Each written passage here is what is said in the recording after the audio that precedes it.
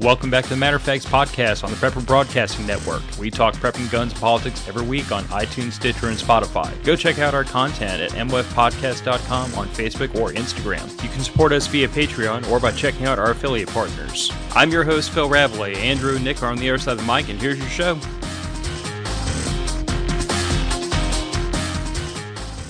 Good evening, and welcome back to Matter of Facts podcast. Nick's on the other side of the mic. Andrew's not, but Andrew is broadening his horizons. He has agreed to be a tester for waterboarding. I don't know what the qualifications are, other than maybe be able to hold your breath, don't drown.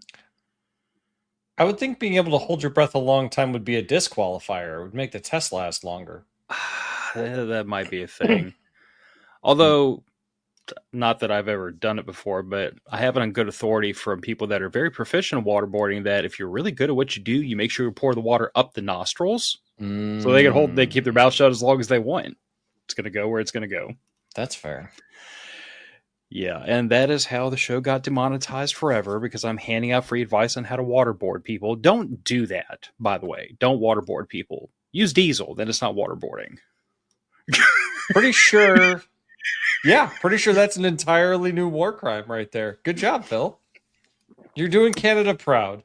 It's only a war crime the first time. Nope, it's never a war crime it's the never first a war time. The first it's time. a war crime after someone gets convicted.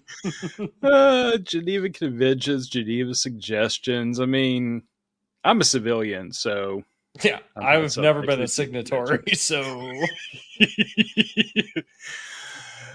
Oh, Jesus Christ. And I wonder why we can't get any sponsors for this show, except for the patrons. The patrons sponsor our lunacy and apparently appreciate it, because none of them have ever stopped being a patron because we talk about waterboarding people with diesel. That's true. Actually, most of those twisted SOBs are probably crying right now, just imagining that. Yeah, I'm sure a few of them are. Or... They've never had a face full of diesel fuel on accident.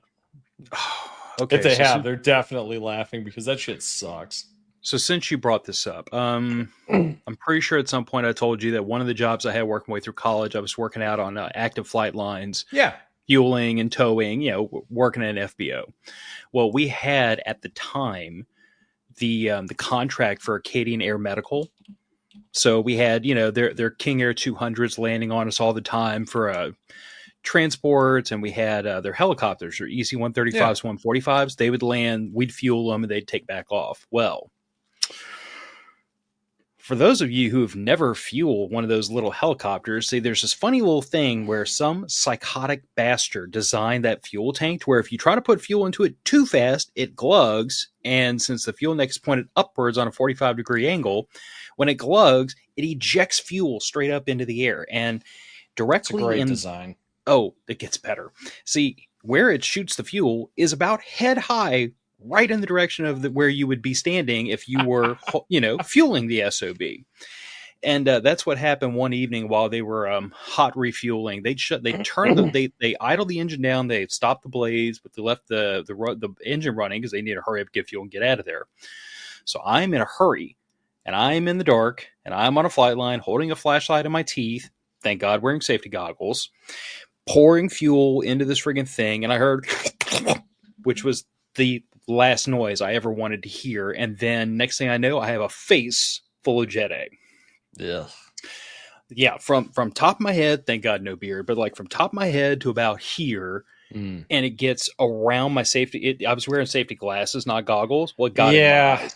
Yeah. That stings like a son of a bitch, I bet. Yeah, so I threw the fuel nozzle down on the deck, tore butt back to the line shack running because I knew where the eye wash station was, hosed my eyes out, took my shirt off, walked back out onto the ramp in 50-degree weather, bare-chested to finish fueling this bird because they had to hot refuel in turn. Fun night. I thank my lucky stars that I made a habit of keeping a spare T-shirt and a spare polo in my wall locker at all times. That's just smart. For occasions. No, not smart. Stupid, because the first time something like that happened to me, I didn't have a spare shirt, so I stank like diesel for the entire shift. Hey, at least you learned from it.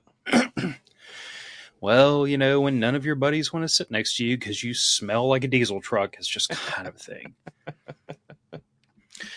Anyway, thanks for that little walk down memory lane. Yes, jet fuel or diesel by extension in the face sucks. What doesn't suck, however, is our merch because it's all True. funny little t-shirts. And let's see here, we have the 2 raccoon shirts, which was feral but free, and I forget the other one. Chose violence. Chose violence. We have the choose your warlord shirt, and then the what would Bert do, which is kind of a personal favorite of mine because if you're into the preparedness lifestyle and you didn't grow up like low-key idolizing or full-on idolizing Bert Gummer, I don't know what to tell you. You had a boring childhood. You should probably sue your parents for freaking therapy bills. Like, if you didn't grow up watching Tremors, you grew up in the 80s and 90s. Yeah, I mean, come on, his rec room, that is a life goal right there. You know, I've said for years, I'm like, the man had a badass mustache, a pretty not bad looking wife, and more guns than the National Guard. Oh, yeah. Absolutely. I mean, that's like life goals right there. You should aspire to have an awesome mustache, a really hot spouse, and a lot of guns. And did you see his truck? Not a bad truck. Not bad. No, not bad at all. Damn decent truck. And then in what, number 2, he got the deuce and a half? Yes. Sweet. I still to this day say, like, if I could ever get enough property to justify like a dedicated farm truck, I swear to Christ, I'm getting an old deuce. Oh God, those things. Yeah, but they take up so much space for what they do. And I know, I would buy one too. I would.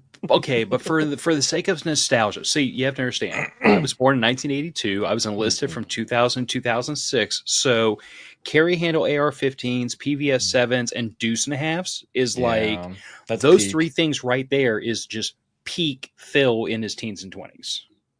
Yeah, that's fair. Okay, last little bit of admin work. Cypress Survivalist. It's a cool nonprofit. We teach lots of very interesting things. We don't teach illegal things, just things. Things like, you know, things that are relevant to the preparedness lifestyle. I personally taught like kind of an intro to preparedness class. I taught a financial preparedness class that I'm not going to teach again. I'm going to roll some of that content into the first class. And I taught an hour-long comms class that now that I have fully integrated into software-defined radio, I'll probably be adding some of that to the class. Nice. And we are having what we are terming our Lunch and Learn, which is one of our quarterly events on June 14th. So it's going to be a free event. We have to, I actually have to quickly book the pavilion for it. Ooh. And it's going to be come and join us, bring something to cook, enjoy a burger, do whatever. And I'm going to teach probably the beginning of a food pantry class because that was one of the, like, when you got an hour, you got to kind of like cram stuff in there. You do. And that was the one thing I had multiple people come to me. Either they had a food pantry and they were just curious how I did mine, or they wanted more information. So I figure it's a good place to start. And I'm actually going to cheat and steal our lists that we did on this podcast back in October.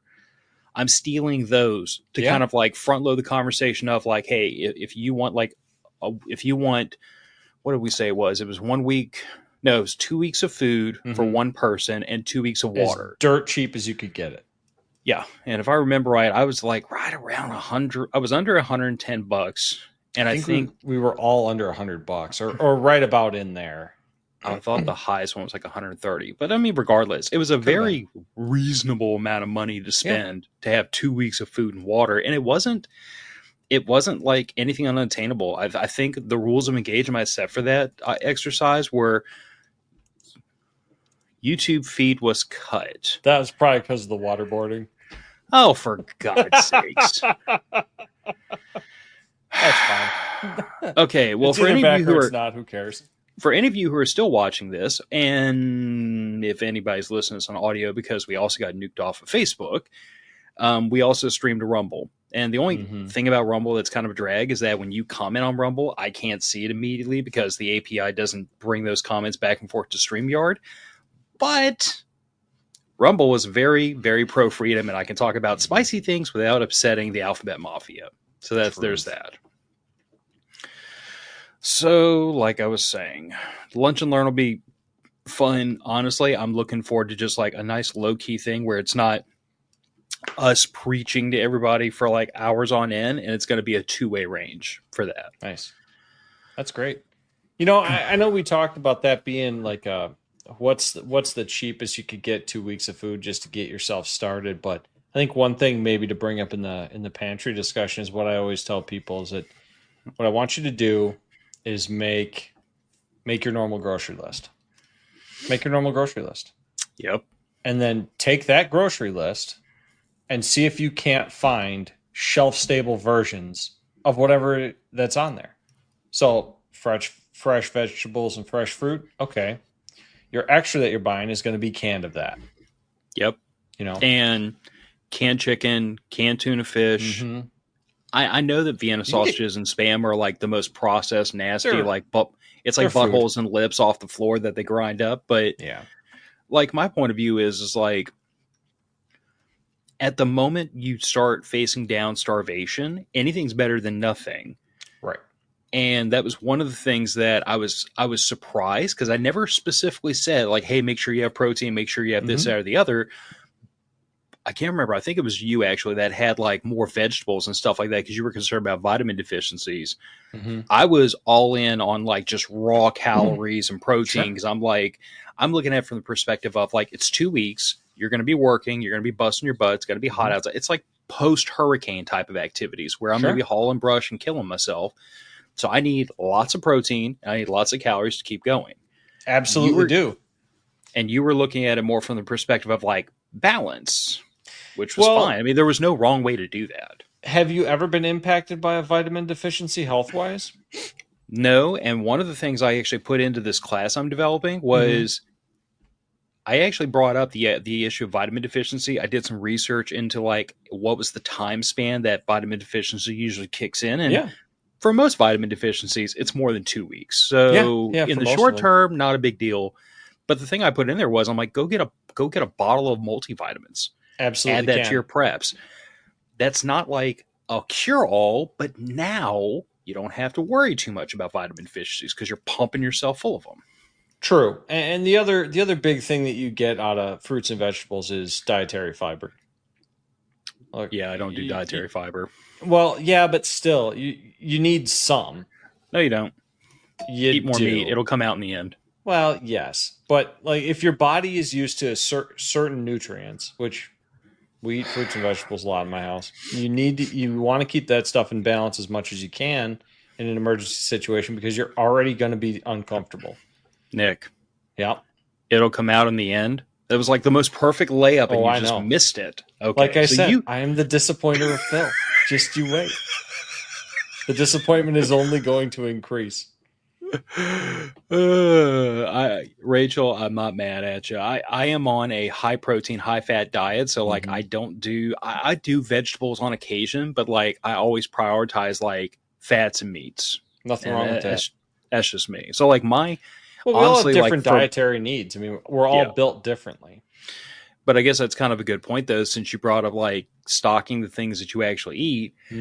In my case, the minute I have to get into all my dry goods, I'm officially like quote unquote off diet because at that point, the things I normally eat is a lot of beef and chicken and sausage and bacon, a lot of meat. And as soon as we go to rice and beans, like I'm going to be looking for every little thing I can find to supplement what I normally eat. Yeah. Anyway.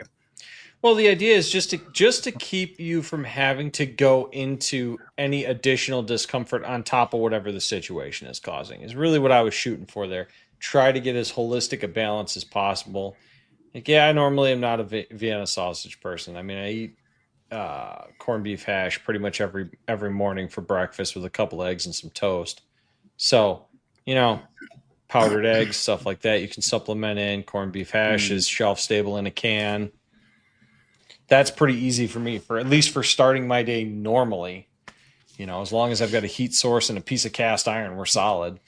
Ooh, since you brought it up, before we get to topic, so I have fallen into a very bad habit since I started going back to the office. I cannot, and this might just be a getting older thing, but like I have to eat something for breakfast. Yep.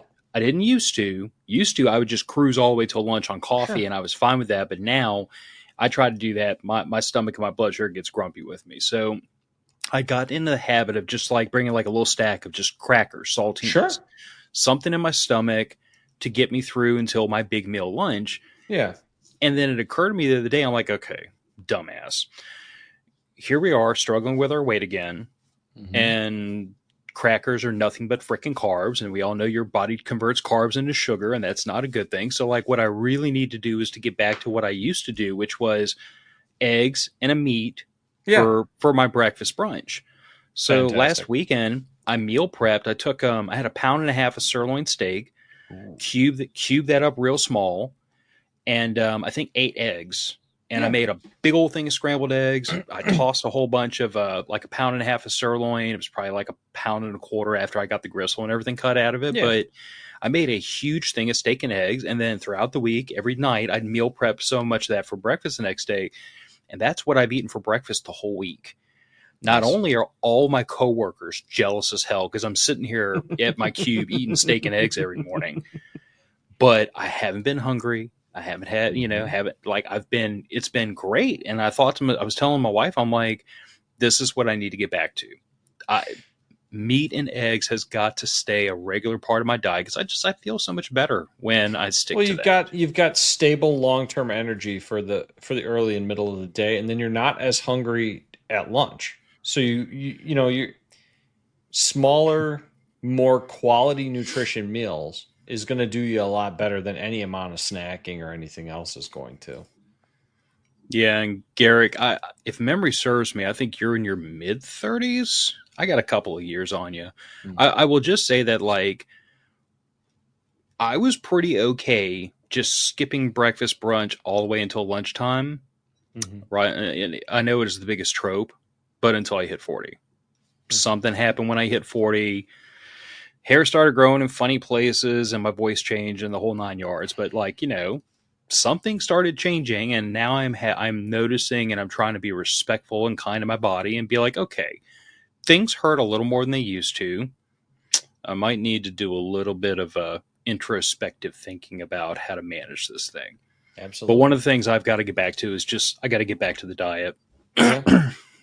And diet doesn't necessarily mean restricting yourself either. It, Nope. it just means being mindful in this case of what you're consuming. Yep. And at least based on prior experience, I found that if I'm eating the right things, I can pretty much eat until I'm just full Yep. and be fine. Yeah. Like I at least for my body type, at least as of the last time I've really got stayed focused on things and I got down to like 220 pounds, I'm pushing 245 again. Mm. But like I didn't have to restrict myself calorie wise. I didn't even have to think about how much I was eating. I would just eat till I was full, but it was always what I was eating, not how much I was eating. That was the problem. And if I start dipping into the breads and the carbs and the crap again, things start unwinding. And as Doesn't long as I work well for stick, your body. yep, and as long as I stick to what I know works great. Yeah. Absolutely. Anyway, so Stuart tossed this topic at us, and I've been thinking about it. Unfortunately, I'm going to depend on you to not let me turn this into a 5 minute discussion because, like, Mm-hmm. as I was unpacking this and as Stuart kind of talked me through this, I really started to get a feeling like I've been through something similar to this before. Okay. And we've talked about it on the show before ad nauseum.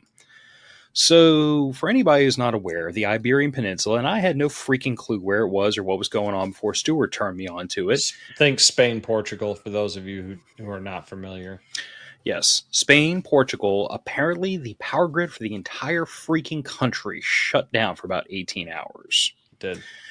Now, I know Stuart gave me kind of the Cliff Notes version of it, and actually, I think he gave it to both of us. I can't remember if he Well, texted. we He we sent me all that talked direct. about it in the group as well as talking about it on the side. And essentially, what it was is a classic case of a cascade failure. Yep, Now, dominoes they're knocking not each other over. releasing the actual causes of what initiated the failure, but essentially what happened was is some power plants got turned off or switched off or failed, and that caused a number of other power plants to be in a state of overload or overdraw, and they shut themselves off as well. as a self-protection feature. And that caused the grid to go down. And once enough of the grid goes down, it's much more difficult to bring individual plants back up into operation. Yeah. So the one thing you're not mentioning is that at least one account that I had read seemed to indicate that the problem may have started, which is why the country of Spain is being very shy about coming out with it, but it might have started with the fact that their solar generation fluctuated. Yes. And Let's that might see. have been I've what actually kind of got, precipitated the I've got whole an article thing. right here. So of the affected area, 59% was solar. So I'm just going to say it. And like, given how incredibly critical I am of throwing the baby out with the bathwater when it comes to replacing good old fashioned fossil fuel and nuclear technology with renewables, all I'm going to say is I totally understand the idea behind moving to things like wind and hydroelectric and solar generation for your power needs. But the one thing they all seem to run up against is the fact that none of those things are near, with the exception of hydroelectric. If you got a bunch of water running through a dam, that's going to be pretty freaking consistent, unless It's exceptionally reliable. I mean, you do see fluctuations based on weather patterns and rainfall, but it's a slow fluctuation. It's yeah. not storm blew over and now all your power's off. But solar and wind are not They're stable very, by their very definition, fluctuating. Yeah. and that is the single greatest reason why I've been very critical of heavily relying on those for a nation's power source. I think it is. I think that there is a certain amount of agenda and hubris and ideology driving the decision making when you want to shut down some of these coal plants that we know work and we know are reliable in the name of something that a toddler could figure out isn't reliable. Well, I think that eventually we are going to know the true cause of this because let's be honest here, governments are really terrible at keeping secrets long term. Yes, and media is very good at helping them contain it for as long as possible. They are, but eventually, somebody's going to forget something or drop that USB in a coffee shop or whatever, and the story will get out. Or the techs around the world that understand the power grids better than you and I do will look into all the data and they'll pull out the pieces and put the puzzle together. I mean, this stuff is not magic. The tech only works via the laws we all know and understand, or at least we try to understand. And I'm sure we'll find out. But regardless of what caused it, this point Stuart brought up is, we should talk about midterm power outages. Yeah, and midterm grid down. And for the audience, like this power outage, even though it was nationwide, it was only 18 hours. And the way Stuart was explaining that, which makes a lot of sense based on what I've been able to read myself, that's because everything worked exactly the way it was supposed to. Every fail-safe, every disconnect, there was no damage to anything. Correct. The grid did what the grid was supposed to do and protect itself and its assets by unhooking everything when the grid started becoming unstable. Well, at least we're being told it all worked how it was supposed to. Fair point. But the point is, it took 18 hours to stand the grid back up in a perfect scenario. Mm-hmm. Or nearly perfect. No extreme weather that we're aware of, no deliberate damage to the system, no incidental damage to the system. Yeah. So it doesn't take a rocket scientist to think about, and this was kind of where I was leading, was like, this kind of, to me, echoes my own experience with hurricanes. Yeah.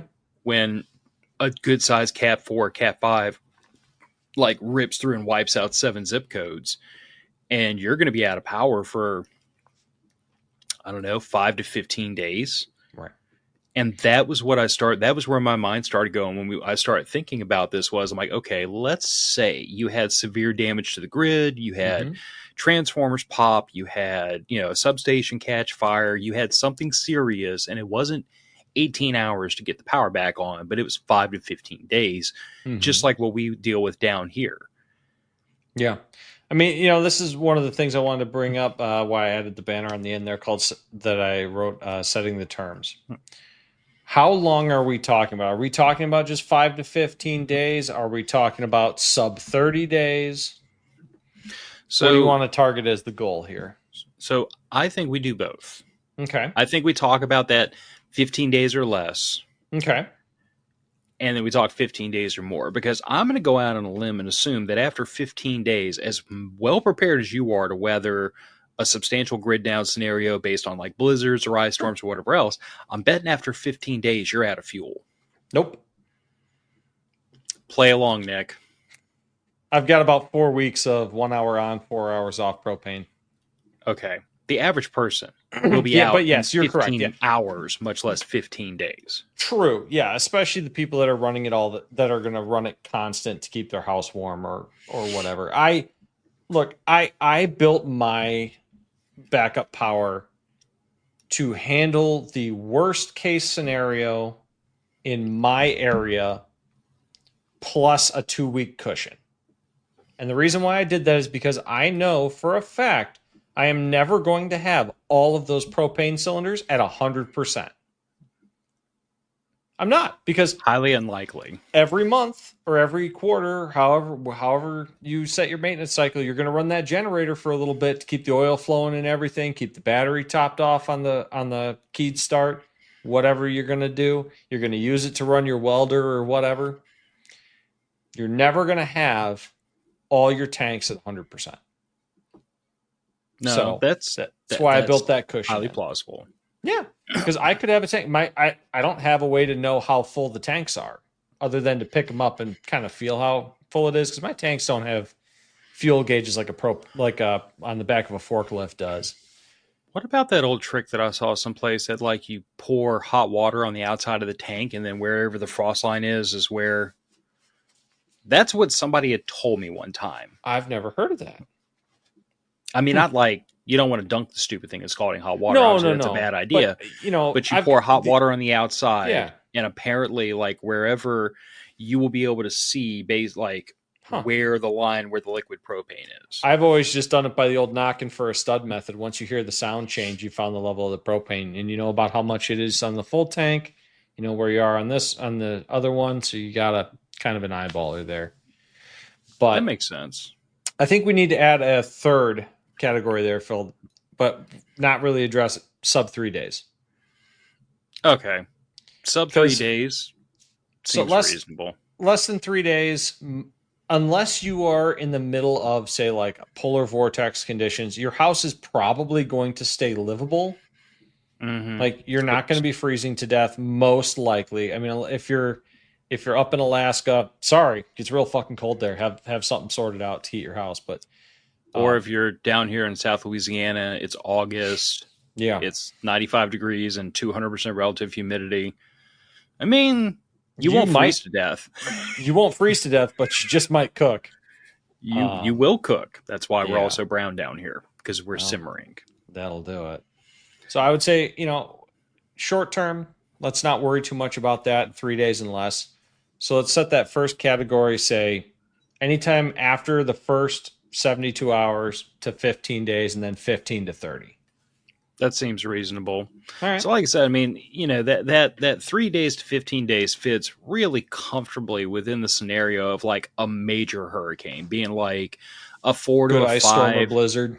You're talking about a Hurricane Katrina. You're talking about a Hurricane Ida. You're talking about some pretty nasty storms that are still within fairly recent memory down here. They wipe out 7 zip codes. They knock the power out for a substantial portion of time. There will be a ton of power lines down that have to be remediated.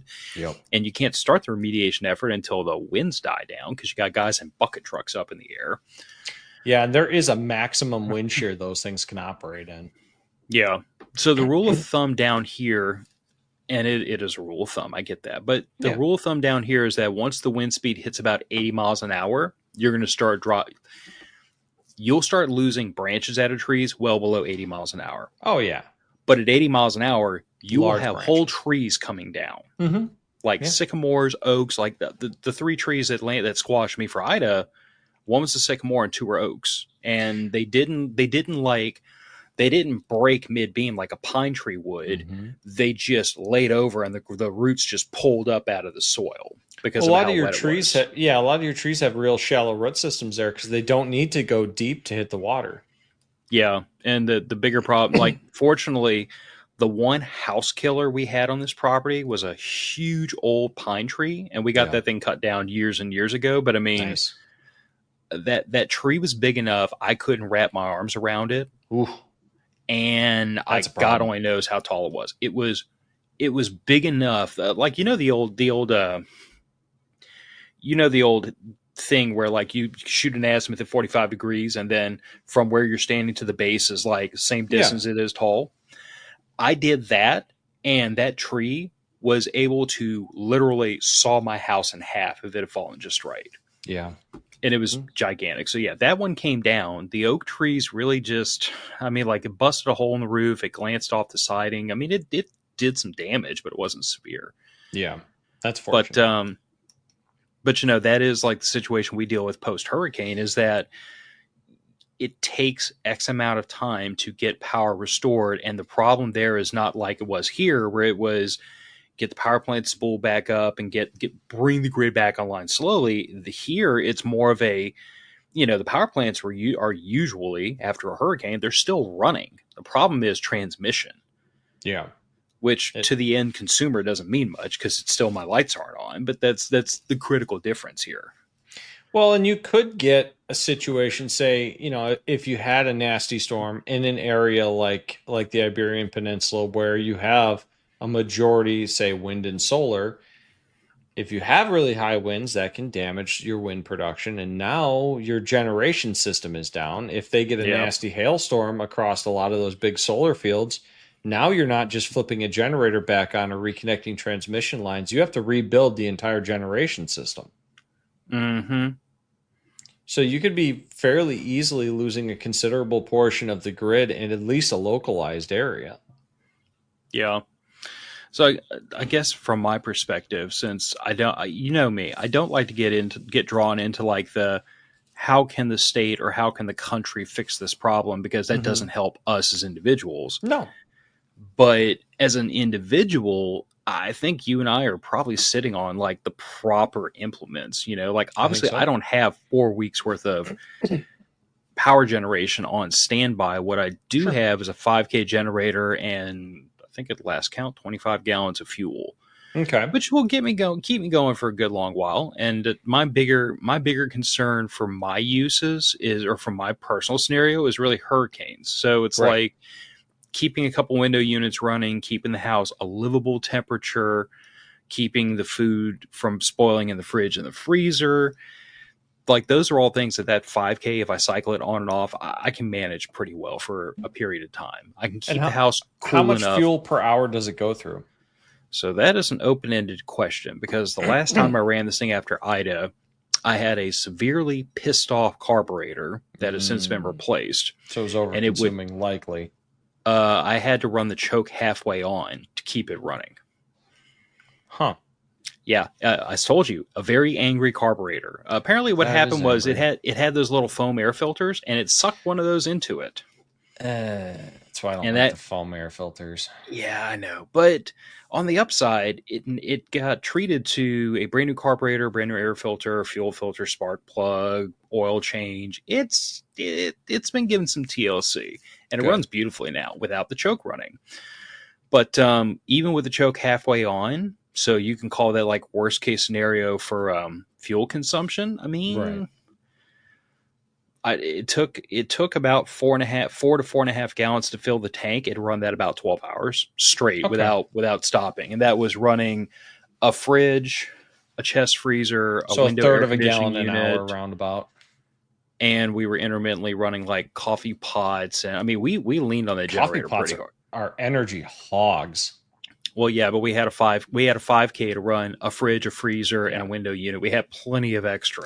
You do. It's just that if you are in a power limited situation, If you are in a power limited use a situation, take percolator. Don't use induction. Don't use induction heat. Don't use resistance generated heat. So one morning our power was out down here, and it was only out for like a couple hours, but on a lark, I was curious. So I took my Jaggery 1000 and hooked up the home coffee percolator to it. Holy Jesus in heaven, that thing sucked 825 watts while it was blasting. It sucked that Jackery 1000 down, which is 1,004 watt hours of power. It sucked it down 20% battery to brew one pot of coffee. I knew it was going to be bad, but I was astounded and terrified. Yeah, I've got a 10K generator, and I refuse to use my electric coffee pot just on principle at that time. I'll just pull out the old Coleman camp stove, toss the cylinder conversion on it, and brew it up out of the old camp percolator, because good God, I can do it in about 3 to 5 minutes on that versus the 10 minutes and sucking all that fuel out of the generator. No, just no. Yeah. But But like I said, I mean, that 5K, 25 gallons of fuel, it was at the fuel consumption level that I had before with the choke halfway on, figure 8-9 gallons in a 24-hour period. Yeah. I am positive it'd be, excuse me, I'm having a burp that doesn't want to come up. I am positive that now with a good functioning carburetor, it'd probably be less than that. But it's about 83 hours of continuous runtime, ballparking. Yeah, which is not bad. That gets you well clear of short term. Yeah. Well, and the other thing of it is that, I mean, bearing in mind that I do have a Jackery and I do have a pair of 100-watt solar panels. So, like, right. So you've got supplemental there for midterm, which is fantastic. And there was a morning when the power was out again. This is becoming a theme. But rather than haul the generator out of the shed, I took and unplugged the fridge from the wall and plugged it into that Jackery 1000. And I let it eat. Nice. Again, you know how I am. It's like I want to test the gear. I want to see what it does. And I had honestly, since I replaced this fridge with an energy efficient model, I had no earthly idea how much power it sucked. So I plugged into the Jackery and let it eat, and it ran it without breaking a sweat. And then after I ran the fridge on the Jackery for about 3 hours or so, I unplugged it and I plugged the chest freezer in. Chest freezer, by the way, takes like 80 watts while the compressor's running. It's a pipsqueak. But, it was one of those things where, like, it was good to get to use it and to get a real-world feel for what it would be like. I know that if push came to shove and the 5K was out of the fight, I could take the Jackery and basically, like, throw it out in the, throw the solar panels out in the yard and run an extension cord if I had to, from where the Jackery was to the fridge and the chest freezer. And I know I'm going to be at a power differential because when the fridge was running, best I recall, I mean, that compressor was getting it to like 120 to 150 watts. Mm-hmm. And the chest freezer is going to pull another 80. So, I mean, I'm 200 watts with both of those things running. That's 5 hours of runtime without recharging on that Jackery. Okay. So if I can put 100, 120 back into it with the solar panels, and I can do that for 8 to 10 hours a day, I mean, it's going to be a losing proposition, but I know that I can stretch that out right at least long enough to the point where I just abandon the refrigerator and I focus on keeping the chest freezer running, because that's where most of the long-term food is, the meat, right, the butter, the eggs, and all that stuff. At a certain point, if the stuff in the fridge spoils, that's mostly stuff that's like short-term anyway. It is, and a lot of that you're going to eat through fairly quickly. I mean, condiments and stuff, who cares? Throw that stuff out. But you could always do the old standby trick. Take a couple of gallon jugs or 2-liter jugs, fill them full of water, stick them in the freezer, freeze them, chuck them in the fridge to keep stuff cooler. Use it as an ice box instead of a refrigerator, which can help. We got to go through a couple of these comments that are coming in. I don't know who James Hay is, but looking good yourself. Stuart, I hope it wasn't anything serious. I'm glad your wife's back from the ER. And no, I'm not starting over. You should know this by now. I can't. You could literally put a gun to my head, and I'm not going to be able to recreate the last 40 minutes of mayhem. It's just off the cuff. We don't script the show, so if I did it twice, it'd be completely different anyway. If we did script the show, I would ignore it on principle. Yeah. Did I ever tell you the story, Nick, about how years passed before we had StreamYard, which is a really nice interface, by the way? There was a time when Andrew and I were using, I think it was Zencaster or something like that. It was another. Oh, when you lost all the audio for the show? Yes. So Zencaster had a really bad. So here's the thing: Zencaster had a bad habit every now and then of dumping the cloud recordings. So Andrew and I would also, as a backup to that, we would direct record using a couple utilities straight to Audacity, so that we had local recordings. We had the Zencaster. If I couldn't get the Zencaster cloud recording to come down, he would take his recording, stick it in Google Drive, get it over to me. Well, on that particular day, we had the world's perfect nexus of fuckery. And not only did Zencaster abort the stream, so we didn't have either of our cloud recordings. Nice. But when I went to shut off Audacity, it also froze and dumped my audio. So I had like an hour of a one-sided conversation from Andrew. We actually sat down like 10 minutes later after I got through cursing and yelling. We sat down and re-recorded that episode. And it was... Sometimes you have to. I was so freaking mad, though, because like we had banter and we were joking and it was fun. And then like the second time, you just can't recreate that. It was very frustrating. Yeah, it's a completely different conversation because you've already had it once. Yeah, and it looks like my wife is back home. She's on the other side of this wall someplace, looking beautiful as always, I'm sure. And this is the best time to compliment her because she can't argue with me. There you go. And Stuart, yes, always keep empty space filled with frozen water bottles. I have the family water rack is actually right next to the chest freezer. So if we know we're having a big storm come through, I have a couple of those that actually have about like that much water taken out the top already. And I know they should be filled to the brim, but get over it, nerds. But I have a bunch that already have that much water missing out the top, and I just take them out of the rack and I throw them into the chest freezer, just stuff it all the way to the top, let it freeze, and they're good. Yep, nothing wrong with that. So we're talking about frozen water bottles to reduce your airspace, so that way you have to expend less power to keep that stuff frozen or cool. We're talking about cycling your generator on and off to stretch that as far as possible. You know, what kind of heat system do you have, Phil? Natural gas. Okay. So we're having a new natural gas heavy pipeline put through my county right now. There's a pair of them going through Illinois. And, I got to talking with a couple of guys at the hardware store that they're in town to work on that pipeline. And I asked them, I said, I'm just curious because I've got natural gas heat in my house too. I said, power goes out in the winter. How long is the natural gas going to stay flowing on like a large area power outage? He said, in this big pipeline, he said, this pipeline doesn't even stop in your state. You can't tap into this pipeline at all. I said, no, just like, your household natural gas. He said, more than likely 2 to 3 weeks. Because a lot of the generators that pump the natural gas they burn natural gas. Mm-hmm. Because why would you haul in diesel fuel when you can use natural gas to pump it, I guess? Makes sense to me. He said, yeah, but those generators are good for about 2 or 3 weeks before they break down or go down for maintenance or whatever. So, you got a couple of weeks. Yeah. So, in this case, if you do have natural gas service and you are fortunate enough to be able to afford to hook up one of those really big, nice natural gas generators that I don't have, you can count on, at least in this midterm, the 3 to 15 days, that you will probably have fuel for that entire time, running the entire time, assuming you do your maintenance.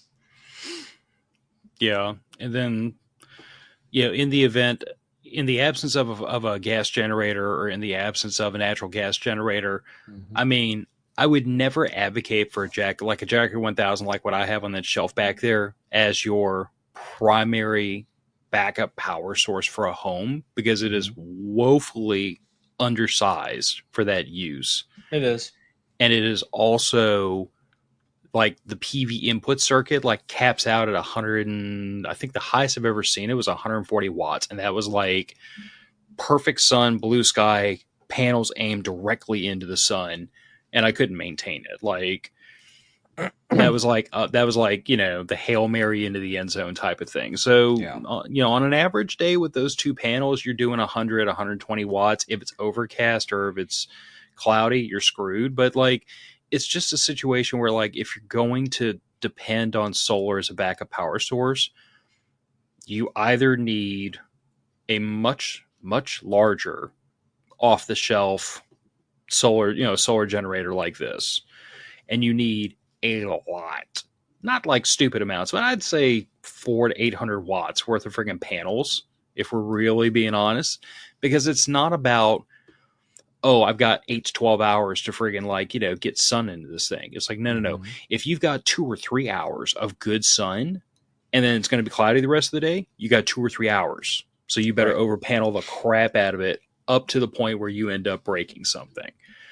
Yeah, the thing about solar too, you have to remember is those panels do have a lifespan on them, and their efficiency drops for every year they're in use. So if you have, I don't know what the fall off is, so I'm just going to make some numbers up here because I don't have them off the top of my head. If you say lose 1% a year or 5% a year in performance, now what was an adequate system, a barely adequate system 5 years down the line, is now a sub-adequate system, and you're not going to be able to refill that drawdown. And Stuart's beating me to the punchline. Yes, for the cost of a Jackery, you can fairly, I wouldn't say easy, but it's not rocket surgery, and YouTube University is so good for something like this. But like, if you can solder and follow instructions, you can do it. Yeah. And honestly, like, I don't know. This is the thing I keep beating myself back and forth on when I start thinking about like hang on a second. Stuart has the answer as usual. Beautiful. Solar panel life is in 20 years, you'll be at about 80% efficiency. Okay. So that's not bad.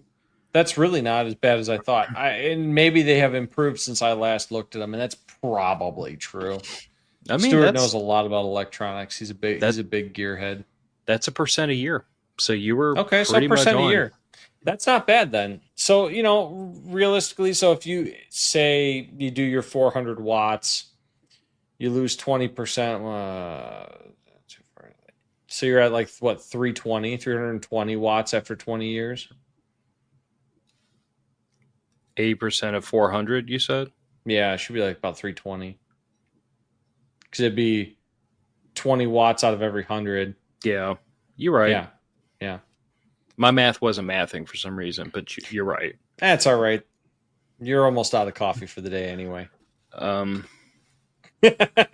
You're totally out of coffee. I am totally out of coffee. The brain is underfueled. But yeah, Stuart's right. I mean, I've actually looked into like something like a decent, like 1,000 or even a 2,000 watt power inverter, just to have some headspace, 200 amp hours worth of battery, or get a big friggin' SOB, like a 400 amp hour battery, and get one of those, like the little panels, the all-in-one PV, and it'll also have a AC charge circuit on it. It's everything in a box. Controller. Yeah, and I mean, you could throw all that into like a reasonable size, like a roll-around tool chest. You know what a lot of guys use is those knockoff Milwaukee pack-out boxes from Harbor Freight. I can see that. Or the Apache hard cases. I've seen a lot of guys do that. It's a good idea. Unfortunately for folks like me, I have a yard that has 80% shade at any given time. You're screwed. Yeah, I don't get to have solar. I just don't get to have solar on my property. Not without cutting down all of my nice mature hardwood trees that I specifically selected the yard for. I mean, that seems fair. I won't even like needle you about it, but like that's one of those things that, like, to me, if we're talking about anything under 15 days, we really are still in the realm of like, we should be talking about a backup power generation strategy that no matter what you choose, and that's based on your environment, your situation, your shit. Mm-hmm. But no matter what you choose, we're still talking about a backup power source to maintain normalcy into that event. Yeah. And I think up to 15 days, we're in the range where, like, people are going to start running out of fuel, or people are going to start running out of stuff. But up to 15 days, I feel like you can still make that work for most people. I I mean, think so. I mean, if you're running off a gasoline generator, it's going to get expensive and it's going to get really expensive really fast. But, you know, nowadays you can get dual fuel and even tri-fuel generators. In fact, there's a carburetor kit I've been putting off buying for my generator that makes it a tri-fuel so I can hook it up to a natural gas line. It's just been one of those things that's on the back burner because the propane system that I have, it works very well. It's fairly cost effective and I can get well through my goals. But it sure would be nice if I'm not home, to not make my wife handle a 60-pound propane cylinder. I understand that. You know? So let's pivot. Mm-hmm. Remind me, what were the rules of engagement? Was it 15 days plus, or did we go all the So way? 3 to 15 days and then 15 to 30 days. Okay, so I feel like at 15 to, you know what? Let's take the upper limit off 15 because plus? I feel like at a certain point, and if your individual power strategy is more than 15 days, what I'm talking about is from here to zero, you have backup power. Yeah. From here to infinity, your backup power is going to run out because like Right. there is a reasonable limit at a Mm-hmm. certain point, unless like Stuart was mentioning, like if you build a solar setup, if you have decent sunlight, if you plan it appropriately, like you could ostensibly make the argument that I have infinite power because I've over generated and over paneled my relatively small number of appliances to such a great degree, I can run with impunity. Like that's an Sure. argument. But sooner or later, your battery's going to die, your PV generator is going to die, your panels are going to get broken. Something sooner or later is going to happen. So no matter what scenario someone in the audience is cooking up in their head to say that there is no point at which I will run out of power, you will sooner or later, something will break, something will catch fire, something bad's going to happen. Mm-hmm. I feel like this is one of those moments that I almost get like a little weird talking about, because I was just talking to somebody today about how like within the preparedness community, you do have those people that their brain immediately goes to SHTF, Mad Max, Waterworld. It goes to like prepper We've all met fiction. Like one. the lights are never coming back on. We're going to run around in loincloths. Like it goes to that stage immediately. Mm-hmm. But realistically, whether you run out of fuel on day 3 or you run out of fuel on day 30, sooner or later you will run out. Right. So what's the strategy at that point? Or let me put this in really, really easy terms. After Hurricane Ida, my neighbor, bless their freaking hearts, they're not the brightest crayons in the box, they bought a generator. Good on them. They didn't get any daggum oil. They don't come with oil in the box, Phil. Well, it had just enough oil in the bottom not to shut itself down, because it threw the it had one of those automatic shutoffs where the oil level gets too low in the sump, it'll kill itself. Yeah. And it had just enough oil in it to run for about half a day, and then it tripped. Now, Mm. fortunately, they came and knocked on my door. I'm not a jerk, and I happen to have like several bottles of like old like 10W30 Yeah. conventional oil. It was oil that was kind of like left over, and I was using it for like like lubricate a drill bit every now and then, or do stuff. It wasn't stuff I put in an engine, but I had some Right. oil lying around, so I just It's gave them a better than bottle no and oil. I gave them a bottle, sent them on their way, and they got the thing going. But what happens if your generator goes down? What Mm-hmm. happens if you're in Stuart's position? Stuart was in a situation years ago, and he will remember this better than I do, I'm sure. But he went to start his generator, and it turned out like a hitch pin or something had fallen down into the sumbitch and locked the friggin' crankshaft up. Well, damn. He will remember the situation better than I do, but he could not get that generator started Oh, I bet not. until I think like a day or two later. He finally like started taking stuff apart. The pin fell out, and it was free after that. But Well, it had wedged sure. itself in such a place that when he tried to pull, it just bound up. What Huh. happens when your generator dies? What happens when it doesn't work? What happens when it eats its air filter and it doesn't want to run because the carburetor's all gummed up? What happens whether it's on day 0 or day 100 when your power generation strategy falls? Because sooner or So, later it will. biggest thing for Stuart, me is going to be raw meat. I have a I typically have, you know, Neighbors? anywhere from 270 pounds of beef and less in my freezer, depending on the time of year. Because me and my wife tend to buy reasonable fractions of a cow for two people. It's more than enough meat to get us through an entire year. I tend to turn whatever's left over into jerky, which is fantastic, by the way. Not not But not not questioning your life decisions so oh, far. yeah, I've got a meat slicer for it and everything. It's phenomenal. I should make some for prepper camp. Now that I'm thinking about it, or not prepper camp, summer camp. Summer camp. Yeah. The so my big problem is going to be when the fuel for the generator runs out. Do I still have beef in the freezer? And my solution to that is going to be pressure canning. And I'm That's assuming because you're bringing that up, you can do that without power. yeah. Or are you Yeah. talking about doing it before the power runs out? Well, it depends. If we're at like day 15 and there's no power and I've still got 2 weeks of power left, that means I've still got about 2 weeks of propane. I would probably sacrifice the generator runtime to can the meat, because Unless we're going to need unless to your eat. generator on day 3 like craps its connecting rods. In which case, the propane is still good for my stove. No, that's a good point. Yeah. To circle back on Stuart, Oh, Bitlong's a good call. he got his generator fixed an hour later, and it was the 2021 Valentine's Day snowpocalypse. Oh yeah. I remembered the story because I remember Stuart being extraordinarily frustrated, I bet he was. and He's a man that knows how to fix a thing. yeah, and I think once he figured out what the problem was and realized how simple it was, that made his anger much worse. Yeah. Like if it had been the connecting rods and the pistons, in the pavement underneath the generator, it would have been like, well, damn, I can't fix that. But it was the fact that it was Right. something that could be fixed fairly easily. Yeah. I mean, it's But nice just that it can be, that it wasn't an expensive fix, but still, it's like going to use your chainsaw for the first time of the year. Recoil cord breaks.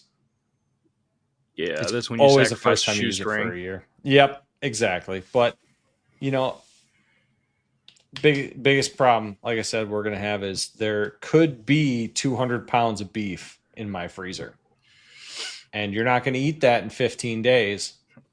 I'd try because I like to eat, but some of And that's see, gonna have to get canned or traded away. me on the other hand, I don't rightfully know how much freaking meat is packed away in that chest freezer. I have no earthly idea. I've never stopped long, and this is like my own personal failing, and I understand that. But like, I don't stop stacking the food preps to analyze how much I have and how long it will last and blah blah blah because I don't care. It's not as I still have room. Keep buying. Mm-hmm. I'm out of room. Let's go find more room and then let's put more away. Sure. So like I have no idea how much meat's in there. I know that it's a whatever the small chest freezer is. I forget what size it is.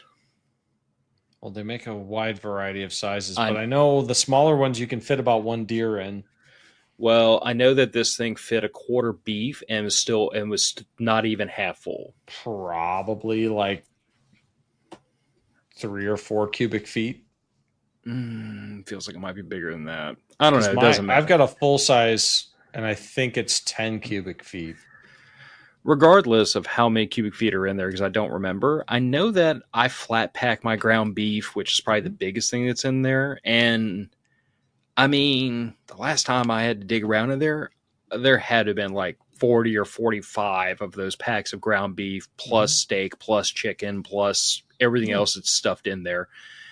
So to me, it's like there's a lot. There's a substantial monetary and time to amass all that. Because it's not like I went to the grocery store and just, smacked down the debit card and bought them out of meat. Like it took time to put all that away. Oh, and once the power's out, I mean, that chest freezer is going to thaw inside of a few days. Depends on how often you open it. Yeah, the fridge will go much faster than that. Mm-hmm. But this kind of begs the question to your point about turn all the stuff into jerky. Like I had literally told my wife, I'm like, okay, if if the generator goes to the moon, everything that's in the freezer, we're eating. Mm-hmm. Like, I'm going to freaking clear out the freezer, all the bacon, all the sausage, the eggs, the dairy. We are going to eat like freaking kings. I'm Yeah. going to cook a lot of it. I'm going to salt the crap out of everything that we can't cook the first day. We're going to friggin' like, take the milk and the butter and everything. We're going to bake a whole bunch of stuff with it. I'm like, because I know that if I bake, now you shouldn't be like trying to live off cookies for a prolonged period of time. But like, I know if I bake a lot of that stuff into cookies and brownies and stuff like that, I can use it as a morale boost for the neighborhood. Sure. And it will last longer than just raw milk sitting there in the fridge waiting to spoil. So I literally Probably. told my wife, I'm like, if it comes to that, we're going to cook the hell out of everything in this fridge. Everything in the freezer is going to stay, and we're going to leave the lid shut. So keep that as for as long as possible. But we're going to eat, and we're going to eat good, Mm-hmm. and we're going to eat a lot. Because calories in your belly is what's going to help us go further when we start getting to the point of like, we can't eat like we used to. We're going to be into the dry goods at a certain point. Right. But that's also why I have a substantial portion of dry goods put away. Because Same. again, haven't stopped to add it all up. Don't really care. I know I've got 2 more empty 5-gallon buckets. So that's on my list eventually to fill those. Makes sense. I don't have infinite space. None of us do. Nobody does. Nobody does. And for the area I'm in, 2 weeks is a pretty long time for the grid to be down for us. That's the longest we've had in this area in, gosh, I think it's like 80 years. So, And you built your power strategy for that plus 2 weeks. Yeah. Yeah. So about But again, 28 days. If the generator dies. If the generator dies.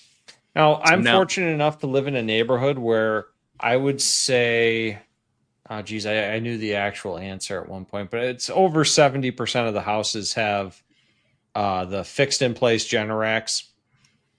The whole home Generacs. Yeah. So if my freezer goes down, my generator goes down, pretty good odds I could parlay something with my neighbors, figure something out that we could stick my freezer in their garage and run off of that. You could rent floor space with jerky. I could. Floor space for jerky is a good call. But that's one of the reasons why we really like this neighborhood, is because a lot of the neighbors, we wanted to be out in the country, but we wanted to be out in the country in a place where like the people around us were also prepared to be out in the country, because we're the last ones to get our power fixed when it does go off. Yes. No, So I mean, if you live it was nice to see. If you live outside of a certain radius from a major metro area, you better have a backup generator, because your power is going to go out and it's going to stay out for a while, because that's just what living in the country is. Well, it is. And this is an older neighborhood. Like I said, there's a lot of large mature trees in our neighborhood. If one of those big trees goes down on a power line midway up our street, congratulations, there are 4 houses on this street that are out of power. And they'll stay that way for a bit. They're going to stay that way until every power outage that affects 5 people or more is dealt with, because that's what they do. They work from the biggest benefit down to the smallest, as they should. It's triage. I mean, you can get the most restored faster that way. But no, that's fair. So at a certain point, I cannot generate power beyond that. I just can't. And personally, I don't feel it is necessary for me to have power generation beyond a 4-week time span. No, and that's a perfectly reasonable conclusion to come to. To be perfectly fair, 4 weeks of power generation is more than I would say probably like, I don't know. I want to say at least half, probably 80% of the preparedness community doesn't have backup power for 4 weeks. Probably not. But, my power needs are so minimal. It is very convenient to have that much, because it ends up being a not burdensome amount of propane to keep around. Yeah. And after the initial cost of buying the tanks, I think it's like, gosh, it's less than $250 for the propane. Propane, if you're filling a refillable tank, is Mm-hmm. ridiculously cheap. It really is. I think the tanks each were like $120, and then it was like $35 or $40 to fill them. So I think right now, including the tanks, it was under $300. If memory serves me, I have a 3-gallon. Mm-hmm. It's a tiny little thing. It's a 3-gallon That's tank. adorable. It is adorable. It's also the tiniest refillable tank that the guy at Tractor Supply has ever seen. But I got it because it is exactly the amount of propane I need for like 4 days if I'm not using the little buddy heater. Oh, okay. That's great. So like I can fill this thing up for like under $3 easily. I think the last time I topped it off, it was like $1.10. It was like $1.10 for like 3 days of camping. That's not bad. Costs nothing, and I don't have to carry around one of the great big old, like, the grill pots is what I've heard referred to as. Yeah, the 20-pounders. Yeah, and I'm not burning up the little 1-pound green Coleman cylinders that are like, $8 to $12 a whack, and they're not reusable. I think I bought, when our Ace Hardware in my parents' hometown went out of business, I bought a dozen of those cylinders about 15 years ago for pennies. And I'm still using those little green Coleman cylinders because you don't go through much on those little camp stoves. No, I have relegated all those to backup, like emergency use only, only because most of the ones I have are so old that once you screw something into them and unscrew them, they don't seal. The valves aren't sealing. Yeah, so that happens. It's one of those things where it's like I keep 2 with my grill, and I keep 2 more in the in our camp pack out. Yeah, but then I only use that 3 pounds that little 3-pound cylinder for like go-to use because it will seal itself. It's a heavy. I mean, it's built just like a grill pot. It's just teeny tiny.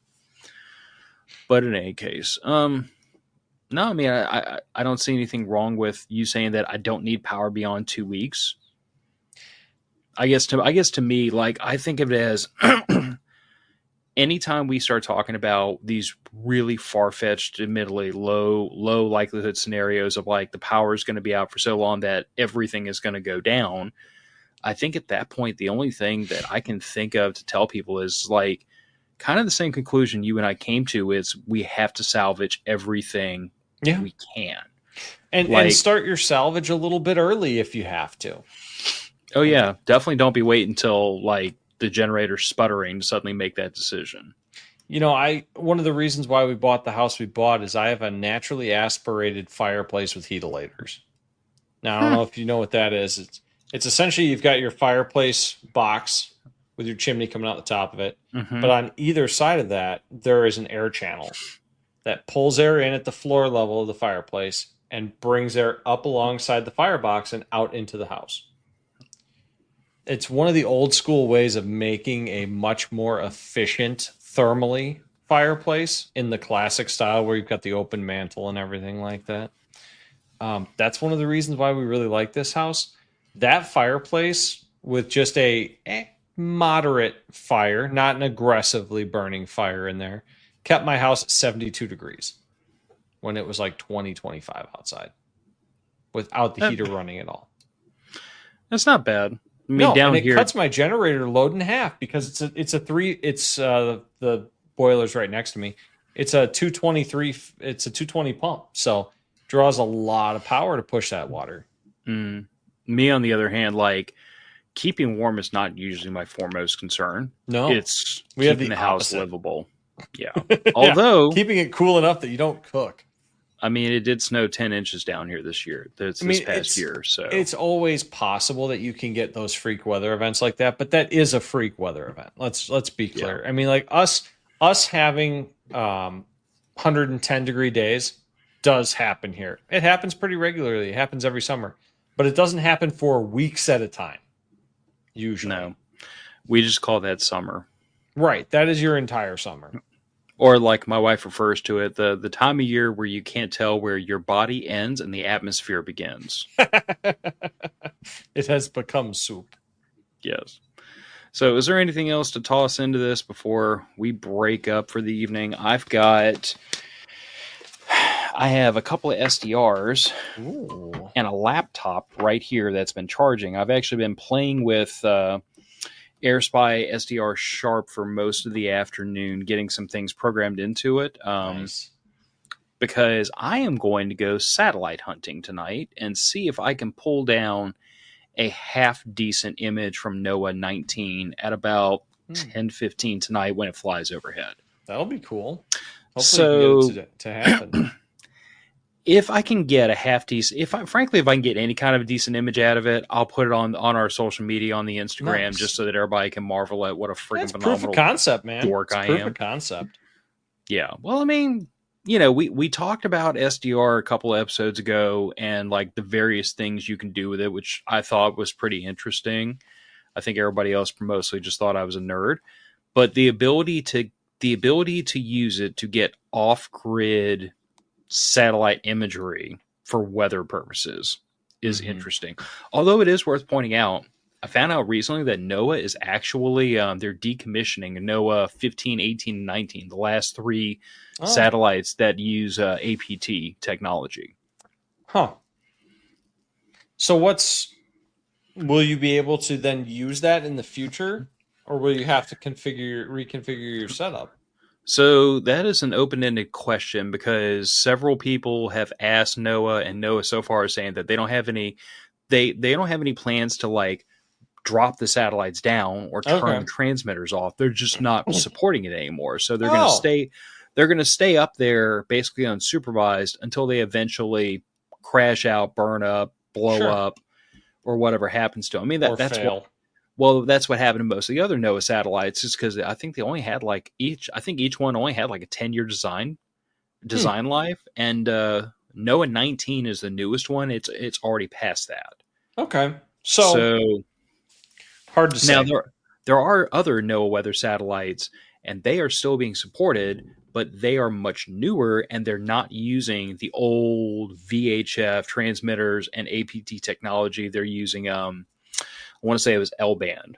So they're using microwave technology to get the images down, and it's a lot more efficient. Rougher, yeah. It's a lot. It's still possible for like a layperson with some computer nerd nonsense to go and pull those images, but you're not going to do it with. You're going to need a much more sophisticated antenna for sure. Yeah, you're really going to need a little satellite dish to do it. And I just don't know if I'm going to chase the hobby that far into the rabbit hole. But for me, for tonight, NOAA 19 and I have a date between 10:15 and 10:30. Nice. And I'm going to see what I can get out of it. And sounds like a fun project anyway. Yeah, well, it was a frustrating one the other day when I was using an app on the iPhone that I've since deleted because a stupid thing lied to me. And it was predicting that my satellite pass was at a certain time, and by the time I walked out, the satellite was already over the North Pole. Oops. So this time I used a website called, I think, N2Yo, and I used a hardware or software application called Orbitron. And those two separate sources both agree that satellite should be over my head at between 10:15 and 10:30, and I think they only varied by a minute. Interesting. So I feel good about that. That's probably a rounding error then. Very potentially, because I mean, literally what Orbitron's doing is it's saying that based on the TLE data that I went and got from Celistack and imported manually, because the auto update feature is being a pain in the ass because it's broken. But when you're a nerd and you're hard headed, like I figured out how to like go find the information in some little NOAA repository and then manually update the friggin' the TLE files that drives Orbitron. That's any kind of tinkering project like that. Sometimes you're just going to run into those errors while the automated systems don't automate. Mm-hmm. But yeah, once I got all that done, I mean, I just literally like from the track where it predicts or the NOAA 19 is, I just advanced it forward and it figures out, okay, along this track, it should be here at this time. Great. And then like I was telling you earlier, I found Orbitron also has a prediction feature where you feed in your GPS coordinates, and then it basically says, this is a fixed point, this is a moving object, at this time they'll intersect. It's pretty cool. That is pretty cool. Anyway, hour and 15 minutes. Nobody wants to listen to me talk satellite hacking nerd nonsense for another hour. But I'm going to give it a whirl, and if I get a half-ass decent image of it, I'll throw it up on Instagram, see if anybody else is interested in it. I mean, I can certainly talk through it at a later date. Be interesting to bring to summer camp too, and see if we can't get a flyby on one of those nights. I can just about bear in mind that there's three. There's, like I said, there's 15, 18, and 19, so there's 3 satellites. Mm-hmm. I guarantee you, we're going to be up there, I think, 4 or 5 days. Yeah. We're probably going to get multiple passes throughout that time because they pass through roughly 12 hours apart. Okay. Well, like NOAA 19, be worth a shot to see how it works. Yeah, NOAA 19 passes through any rough geographical area twice a day, and so does 15, and so does 18. So it's not always directly overhead though, and that's why I'm really excited because 19 is going to go right over the top of my house tonight. So it's like that's ideal. Ideal for trying. It's the most ideal shot I'm going to get at this thing for a while. But anyway, let's go ahead and roll this one out. I got to go check in with the wife, eat some dinner, and in about like an hour and a half, go look like the biggest freaking weirdo in front of all my neighbors with an antenna and a laptop on the tailgate of my truck. It's not the worst thing you could be doing in your front yard at night. I mean, I could grab a plate carrier and the nods and really scare the crap out of them. But I mean, if you're going to play the comms guy... Just saying, you might as well go ham. They already think you're weird. Oh, that is an excellent point. All right. If you live in the vicinity of my home and you see me out there horsing around tonight, either wave or mind your business. Talk to y'all another week. Good night, everybody. Night.